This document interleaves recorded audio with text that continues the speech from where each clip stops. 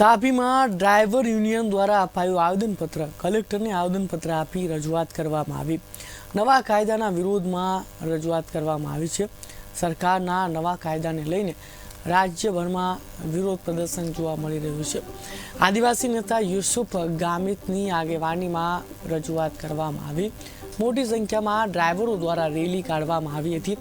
ડ્રાઈવરોના વિરુદ્ધના નવા કાયદામાં વહેલી તકે ફેરફાર કરાય તેવી માંગ કરાઈ છે. આદિવાસી આગેવાન, ડ્રાઈવર સહિત યુનિયન સહિત ડ્રાઈવરો પર કાળો કાયદો લાવવામાં આવ્યા છે. એના વિરોધમાં આજે તાપી જિલ્લામાં ડ્રાઈવર યુનિયન સાથે મળીને અમે કલેક્ટરશ્રીને રજૂઆત કરવા માટે આવ્યા છે કે ડ્રાઈવરને 10,000 થી 15,000 રૂપિયા પગાર આપવામાં આવે છે, એમનું શોષણ જ થાય છે. અને એવી પરિસ્થિતિમાં જો સરકાર આવા કાયદાઓ બનાવવામાં આવે ને એમને 5 વર્ષથી 10 વર્ષની સજા અને 10 લાખ સુધીના દંડ જેવી રકમ ભરવાની થતી હોય ત્યારે ડ્રાઈવર કદાપી આપી શકે નહીં. જો ડ્રાઈવર પાસે 5 લાખ કે 10 લાખ રૂપિયા હોય તો એ ડ્રાઈવર જાતે પોતે માલિક બની શકે છે.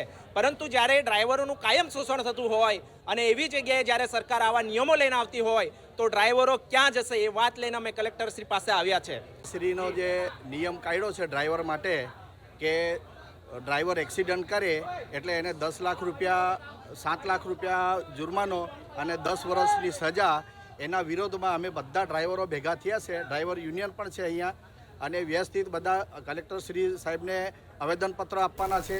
દ્વારા ડ્રાઈવરો પર કાળો